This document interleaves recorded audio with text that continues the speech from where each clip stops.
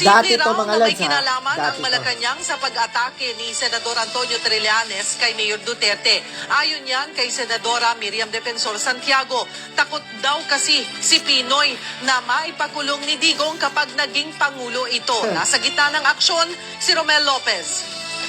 Tingin naman ni Senadora Miriam Santiago, kasabwat ng administrasyon si Trillanes sa paninira kay Digong. Ayaw daw kasing manalo ni Pinoy ang alkalde dahil baka ipakulong siya nito. I think that Trillanes is acting as an ally of the LP administration. The LP administration does not want Duterte to be the next president for many reasons. Nauna ng binatikos ng Pangulo ang pahayag ni Duterte na ipasasara niya ang Kongreso para hindi siya ma-impeach. Paano kung magkatotoo? Yan ang maupo at totoo lahat na sinasabi niya. Tapos ang masakit to sa akin, 30th year ng anniversary natin ng EDSE. Tapos, No, kung kailan tayo lumaya, ngayon na parang lumalamang yung mga nag-aas ng didikta. Handa raw ang Pangulo na itaya ang buhay nito para lamanan ang pagiging diktador ni Digong. Kailangan ko yung magagawa ko. Kung buhay ko yung katapat, yun lang ang tangan sa akin, dapat hindi ganun ka-importante yung buhay ko. Dahil hindi ko mailalaban yung pinaglaban ng tatay ko. Sa 44 nga, ipinaglaban mo ba? Mag-isip ka. Lumang balita na yan, mga lods. No? Kumbaga, ginagawa na talaga ni Trillanes ang paninira sa mga Duterte and even kay Tatay Digong. 'Di ba?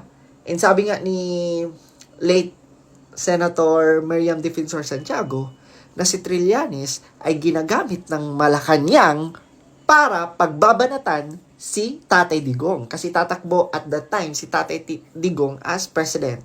May napansin ba kayo, mga lods? Parang bumalik ngayon.